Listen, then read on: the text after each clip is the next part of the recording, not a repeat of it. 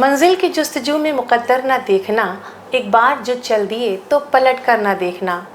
मोती की आरजू है तो साहिल पर पलटकर गहरा है किस कदर ये समंदर ना देखना। ऊर्जा से भरी हुई पंक्तियों के साथ मैं डॉक्टर अलका निवेदन आप सभी का बहुत बहुत स्वागत और अभिनंदन करती हूँ help you educational and charitable trust के आज के इस एपिसोड, आज के इस साक्षात्कार के साथ। आज के इस संवाद जिसका कि हमने शीर्षक दिया है the impact of social media on plastic surgery, trends and patient expectations. हम आज बहुत सारी बातें करेंगे, चर्चा करेंगे और इस विषय के विभिन्न पक्षों को आपके सामने रखेंगे। और इस विषय पर बहुत सारी जानकारी हमसे साझा करने के लिए और ढेर सारी बातें अपने दर्शकों तक पहुंचाने के लिए हमारे बीच में आज विशेषज्ञ के रूप में हैं डॉक्टर नीरज उपाध्याय जी। डॉक्टर साहब, आपका बहुत बहुत स्वागत है हेल्प यू परिवार की ओर से। मैं बता दूं कि डॉक्टर नीरज उपाध्याय जी एक बहुप्रतिष्ठित और पहचाने जाने माने प्लास्टिक सर्जन हैं और वर्तमान में लखनऊ में plastic surgery clinic Gomti Nagar में हेड के रूप में कार्यरत हैं और बहुत सारे मरीजों के आप गॉडफादर हैं। तो मैं डॉक्टर नीरज जी का एक बार फिर से स्वागत करती हूँ, अभिनंदन करती हूँ। और डॉक्टर साहब, सबसे पहला सवाल हम ये आपसे करेंगे कि प्लास्टिक सर्जन बनने के लिए आपको किस बात ने प्रेरित किया? मैम, जैसे डॉक्टर बनने के लिए तो मेरे पिताजी ने मुझे प्रेरित किया। उसके बाद मेरी मैक्सिमम पढ़ाई king George medical university Lucknow से हुई। तो जहाँ पे हमारे पास मोस्ट ऑफ़ द पेशेंट जो आते थे वो चोट से ग्रसित आते थे, ट्रॉमा के पेशेंट आते थे। उनमें हमें सबसे ज़्यादा ज़रूरत जो पड़ती थी या तो न्यूरो सर्जरी की पड़ती थी या प्लास्टिक सर्जरी की पड़ती थी। तो वहाँ से मुझे रुझान हुआ कि मैं प्लास्टिक सर्जरी के लिए प्रेरित हूँ। जी, तो आप किस तरह, मतलब वहाँ पर कोई एक ऐसा वाक़या जिसने आपके दिल को छू लिया हो कि नहीं अब मुझे इसी लाइन में जाना है? मैम, जैसे बहुत से पेशेंट हमारे पास आते थे जिनके अंग जो हैं चोट के कारण कट के शरीर से अलग हो गए होते थे। जी। जैसे कुछ पेशेंट आते थे जिसमें ट्रेन से चोट लगी है, हाथ या पैर अलग हो गया है। ऐसे पेशेंटों को जब प्लास्टिक सर्जन वहाँ जोड़ते थे तो इसने मुझे प्रभावित किया। जी, आप सर्जरी के दौरान और बाद में रोगी की जो एक्सपेक्टेशंस हैं, आकांक्षाएं हैं, उसको कैसे सुरक्षित करते हैं? मैम, पेशेंट की जो एक्सपेक्टेशन होती है वो बेसिकली जैसे हम लोग सोशल मीडिया या अन्य माध्यमों से किसी भी बीमारी के बारे में जानते हैं और उसके रिज़ल्ट के बारे में जानते हैं तो उसे पहले हम मरीज़ को बताते हैं कि क्या क्या एक्सपेक्टेशंस जो हैं वो पूरी हो सकती हैं, क्या क्या प्लास्टिक सर्जरी के माध्यम से संभव है, ताकि वो वास्तविक जो एक्सपेक्टेशन है उसके बारे में उसे पता हो और उससे वो दोबारा इस किसी भ्रम में ना करे कि ऐसा हमें किस तरह का परिणाम मिलेगा।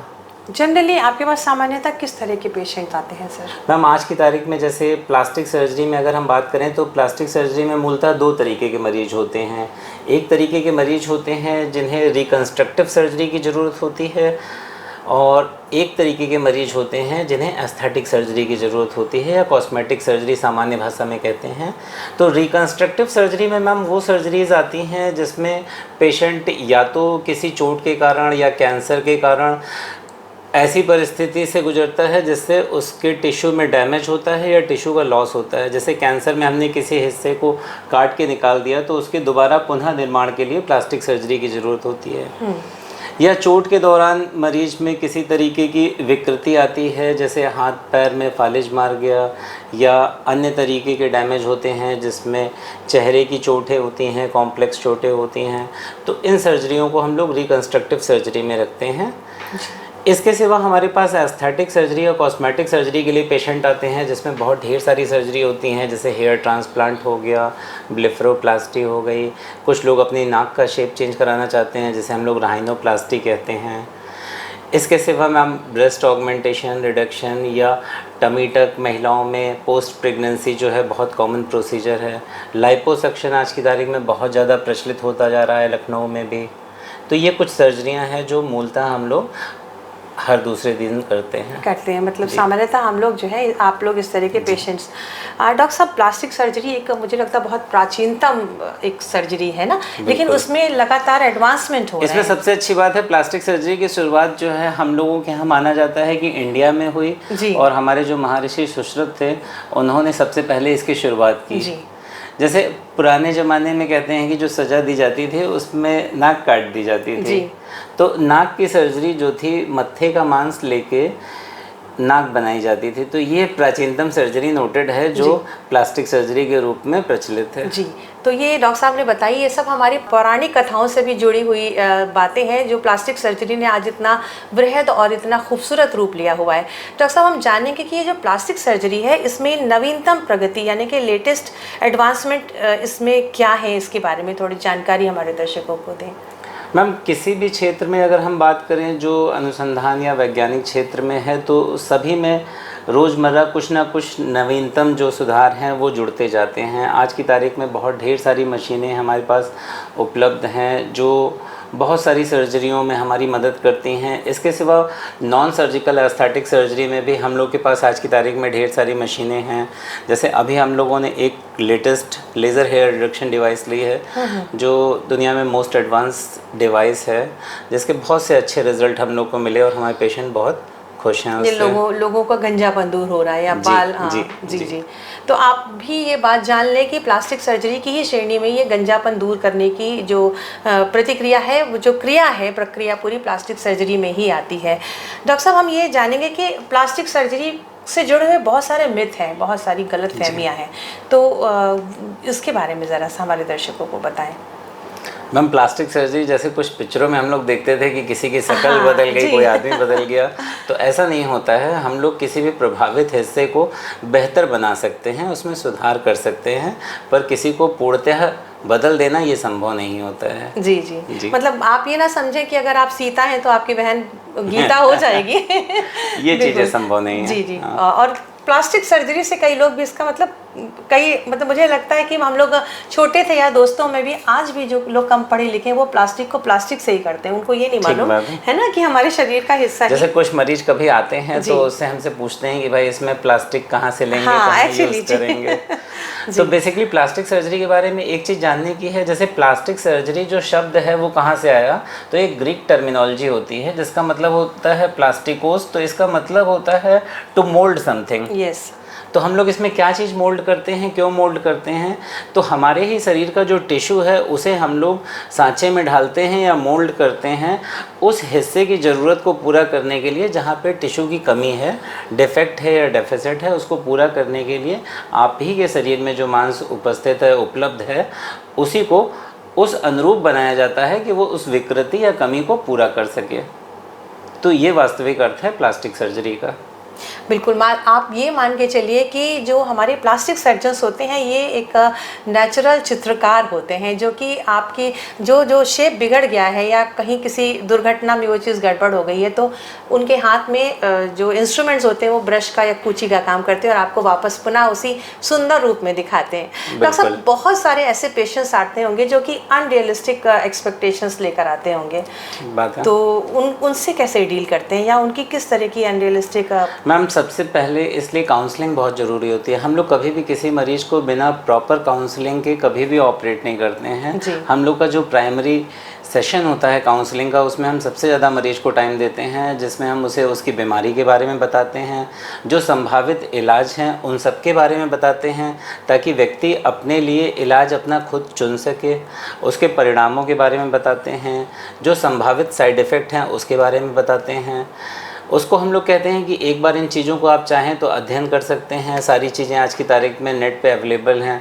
तो फिर सेकंड काउंसलिंग में पेशेंट हमारे पास ज़्यादा प्रिपेयर्ड होकर आता है और उस समय उसके जो रिज़ल्ट के एक्सपेक्टेशन होते हैं वो अधिकतर या अधिकांश रूप में रियलिस्टिक होते हैं। जी।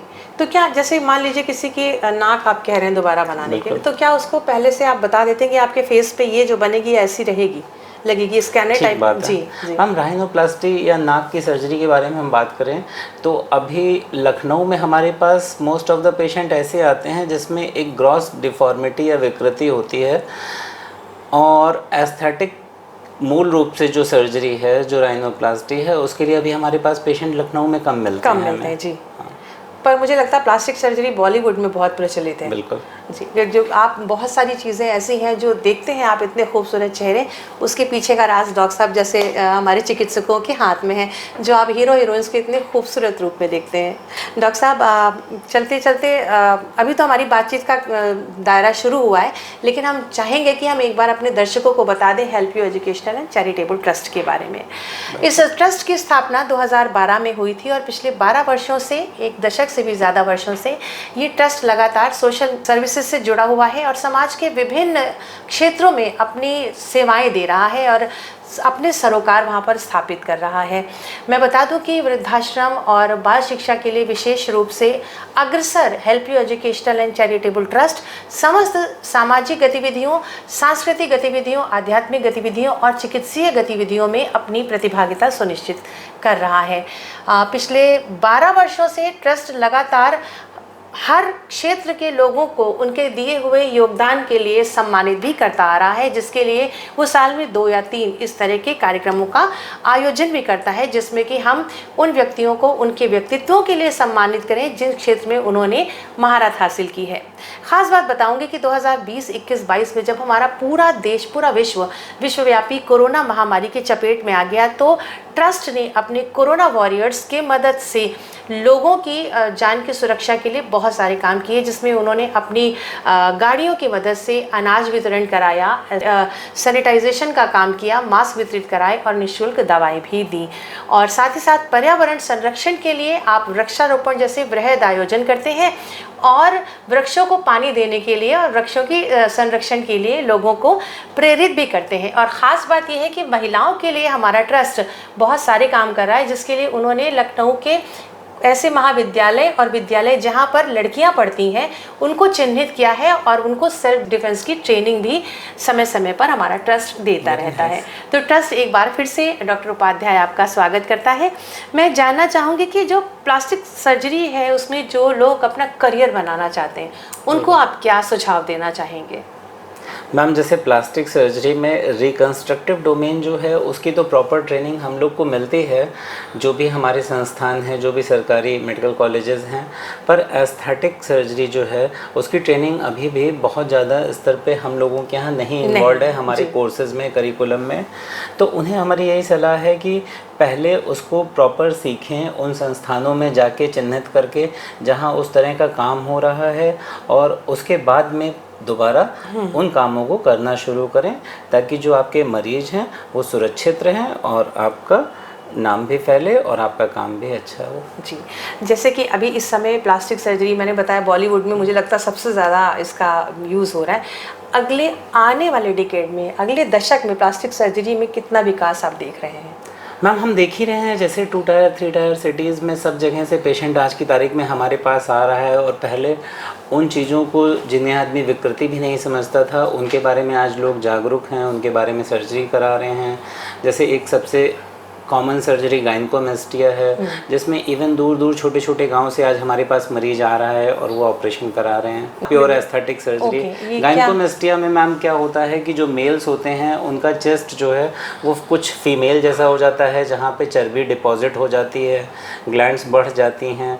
तो उसका आज की तारीख में बहुत सफलतापूर्वक ऑपरेशन है, संभव है। दोबारा ये बीमारी दोबारा से नहीं होती है। अच्छा, तो इस तरह जैसे आज की तारीख में जो हमारे युवा लड़के हैं उनका कॉन्फिडेंस जो है बहुत बढ़ जाता है, और हम देखते हैं कि गायनेकोमेस्टिया की समस्या से हर तीसरा या चौथा लड़का जो है ग्रसित है। बिल्कुल। तो ऐसे में तो प्लास्टिक सर्जन उन युवाओं के लिए एक ईश्वर स्वरूप हमारे बीच में है। प्लास्टिक सर्जरी अनुसंधान में सबसे बड़ी चुनौती क्या है डॉक्टर साहब, जब हम शोध की बात करें या रिसर्च की बात करें?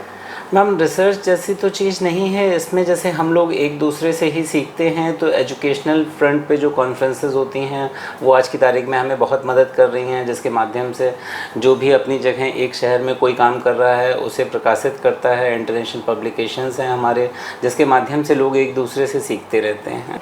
डॉक्टर साहब, हम ये जानना चाहेंगे कि सोशल मीडिया के माध्यम से प्लास्टिक सर्जरी के बारे में आम जन को बताने के लिए प्रभावशाली व्यक्तियों और मशहूर हस्तियों की क्या भूमिका है? मैम, सोशल मीडिया आज की तारीख में जैसे सभी क्षेत्रों में कोई भी प्रोफेशन हो उसमें लोगों को जागरूक करने के लिए सबसे बड़ा टूल है। हम देखते हैं हर दूसरा आदमी मोबाइल पे ही रहता है, हर दूसरा आदमी रील्स देख रहा है, हर आदमी उससे प्रभावित हो रहा है। हर आदमी सुंदर दिखना चाहता है। तो सोशल मीडिया आज की तारीख में हमारा एक शक्तिशाली टूल है जिसे अच्छे से हमें प्रभावशाली तरीके से यूज़ करना चाहिए। क्या आपको ऐसा लगता है कि जो हमारे जो स्टार्स हैं, अगर उनको ये खुल के बताना चाहिए सोशल मीडिया पे कि नहीं मैंने प्लास्टिक सर्जरी कराई है, और मैम बिल्कुल बताना चाहिए, बिल्कुल बताना चाहिए। जब तक हम लोग किसी कमी को स्वीकार नहीं करेंगे तब तक हम उस कमी को दूर भी नहीं कर पाएंगे। बिल्कुल, और लोगों के अंदर उससे एक प्रोत्साहन मिलता है जी कि हम इस रास्ते पे अगर हम जा रहे हैं तो हम भी सक्सेस रेट हमारा उसका बढ़ जाएगा। जैसे मैं खुद बता दूं, मैंने अपना खुद का हेयर ट्रांसप्लांट किया हुआ है, जस्ट केवल ये बताने के लिए कि इससे किसी तरह का नुकसान नहीं होता है जी, ये सुरक्षित है। अगर आप कराना चाहें तो करा सकते हैं, बिल्कुल करा सकते हैं। तो दर्शकों आप देख सकते हैं कि डॉक्टर साहब यहाँ पर बहुत स्मार्ट हैं, लग रहे हैं, और हेयर ट्रांसप्लांट आपने खुद का करा है। ये एक बहुत बड़ा मतलब उदाहरण है कि इंसान खुद को ये अपना ट्रांसप्लांट ये कर रहा है बेहतर दिखने के लिए, कि हमारे मरीजों को हम अपना ही उदाहरण दे सकें, ना कि किसी मॉडल को रखें या किसी चीज़ को रखें। डॉक्टर साहब ये जो है सोशल मीडिया के संपर्क में आने से ही प्लास्टिक सर्जरी के परिणामों के संबंध में मरीजों की जो एक्सपेक्टेशंस हैं उस पर क्या प्रभाव पड़ता है? मैम किसी भी तरह की एक्सपेक्टेशन हमारे अंदर कैसे जगती है? जब हमारे पास कोई जानकारी होती है उसी से हमारी अपेक्षाएं होती हैं जी।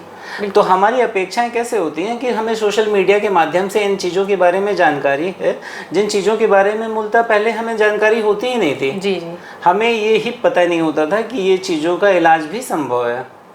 तो आज उसकी जानकारी है, उससे इंसान प्रभावित हो रहा है और उससे स्वीकार कर रहा है और उस तरह की सर्जरियां अपने ऊपर भी करवाना प्रेफर कर रहे हैं। बिल्कुल।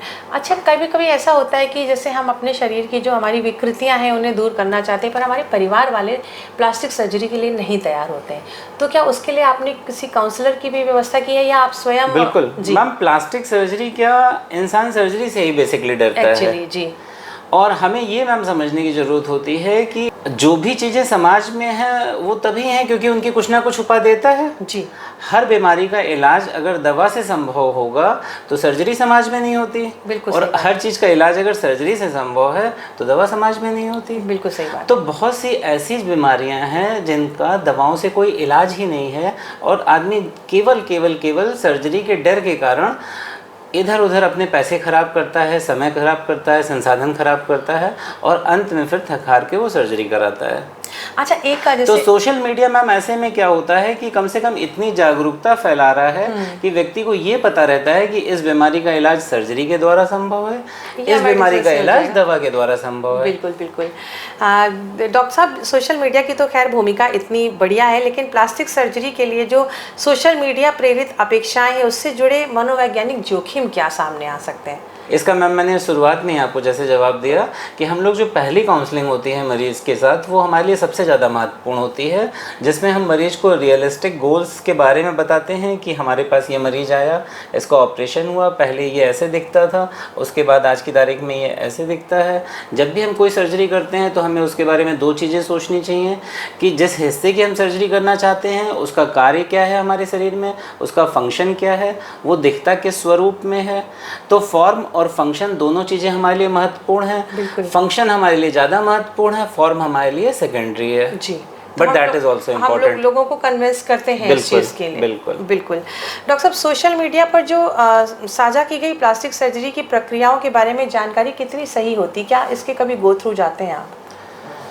मैम, हम लोग किसी भी क्षेत्र में किसी भी तरीके के सोशल मीडिया की जानकारी बात करें तो हर तरीके की जानकारी उपलब्ध है। हमें ये है कि हमें ऑथेंटिक सोर्स आइडेंटिफाई करने हैं जिससे हम सही व्यक्ति से सही प्रश्न पूछें और सही उत्तर हमें मिल पाए। बिल्कुल।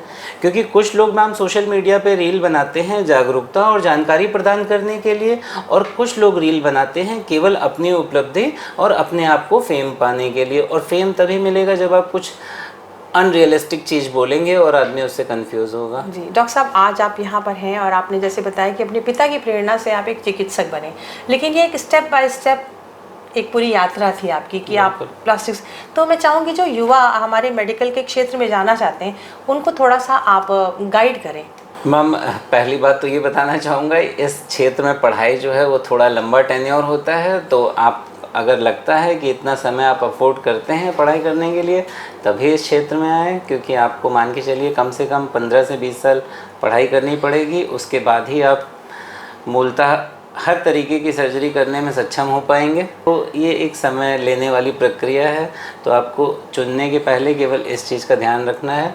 बाकी मेडिकल साइंस अच्छा है, मेडिकल साइंस में एजुकेशन है, टीचिंग है, अपने आप में एक लर्निंग कर्व है। हाँ, और हम लोग मतलब चिकित्सकों को कहते भी हैं कि पृथ्वी का भगवान होता है। तो वाकई बहुत लोगों की ज़िंदगी और बहुत लोगों का जो एक व्यक्तित्व है आप सबके हाथ में होता है। सोशल मीडिया की बात करें डॉक्टर साहब, तो सोशल मीडिया पर प्लास्टिक सर्जरी को लेकर किस तरह की गलतफहमियां भी फैलाई जा रही हैं कुछ ना कुछ, क्योंकि हमेशा एक किसी चीज़ के दो पक्ष हैं, एक सकारात्मक एक नकारात्मक। तो कुछ गलतफहमियां भी होंगी, कुछ नकारात्मक भी परिप्रेक्ष्य होंगे, तो वो आप हमारे दर्शकों से साझा करें। मैम फिर से वही कहना चाहूँगा कि जब भी आप किसी चीज़ को देखें तो उसके बारे में जानकारी लें कि उस व्यक्ति की कितनी ऑथेंटिसिटी है, उस चैनल की कितनी ऑथेंटिसिटी है। उसके बाद आप किसी भी जो भी आपके यहाँ शिक्षित प्लास्टिक सर्जन या शिक्षित डॉक्टर अवेलेबल है, उपलब्ध है आपके क्षेत्र में, उससे जाके बात करें, संपर्क करें और अपनी जिज्ञासाओं के बारे में उससे खुलकर पूछें। जितना खुल के आप अपने सवाल रखेंगे उतना बेहतर आपको जवाब मिलेगा, उतना बेहतर संतोषजनक आपको परिणाम मिलेगा किसी भी सर्जरी में। Help you educational and charitable trust के इस मंच पर आज हम संवाद कर रहे हैं डॉक्टर नीरज उपाध्याय जी से, जो कि एक प्रतिष्ठित प्लास्टिक सर्जन है। डॉक्टर साहब, हम अपने ट्रस्ट के विषय में आपके विचार जानना चाहेंगे। मैम आपके ट्रस्ट से जुड़े मुझे पता चला, इसीलिए मैंने आपको बुलाया। मुझे बहुत अच्छा लगा जान के आपके बारे में। मुझे जो पता चला अपने गुरुजी के माध्यम से पता चला, जिन्होंने मुझे पढ़ाया था MBBS की तैयारी के लिए।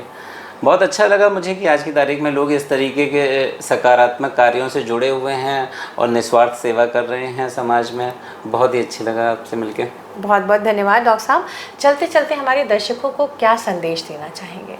जुड़िए, जानकारी किसी भी माध्यम से आपके पास आ रही हो, चाहे हम लोग के माध्यम से आ रही हो, चाहे सोशल मीडिया के बारे में आ रही हो, किसी भी चीज़ के बारे में जानने से पहले या कोई अपेक्षा अपने मन में पैदा करने से पहले उसके बारे में पूरी जानकारी लें, सकारात्मक रूप से उसके बारे में पढ़ें, अध्ययन करें और जो भी व्यक्ति आपको लगता है उसके लिए उचित है उससे मिलें और अपने प्रश्नों को पूछें, ताकि आप किसी भी तरीके के धोखे से बच सकें।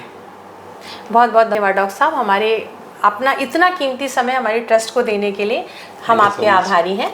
और दर्शकों, ये थी हमारी बहुत ऐसी जानकारी जो कि आज भी दर्शक बहुत सारे मिथ से जुड़े हुए हैं। प्लास्टिक सर्जरी को लेकर बहुत सारी गलतफहमियां दर्शकों ने अपने दिलों में अभी भी पाल रखी, लेकिन डॉक्टर नीरज उपाध्याय जी ने उन सारी गलतफहमियों को दूर करते हुए बताया कि प्लास्टिक सर्जरी आज कितनी उपयोगी है। ये सिर्फ टूटे फूटे अंगों को ही जोड़ने के काम नहीं आती, बल्कि इंसान को एक उसका व्यक्तित्व को प्रभावी ढंग से पेश करने के लिए भी ये काम में आती है। तो डॉक्टर नीरज उपाध्याय का हम पूरे हेल्प यू परिवार की ओर से बहुत बहुत धन्यवाद और आभार व्यक्त करते हैं। फिर किसी दिन इसी संवाद कार्यक्रम के मंच पर हम फिर से मिलेंगे, तब तक हमें दीजिए अनुमति। नमस्कार। Thank you so much.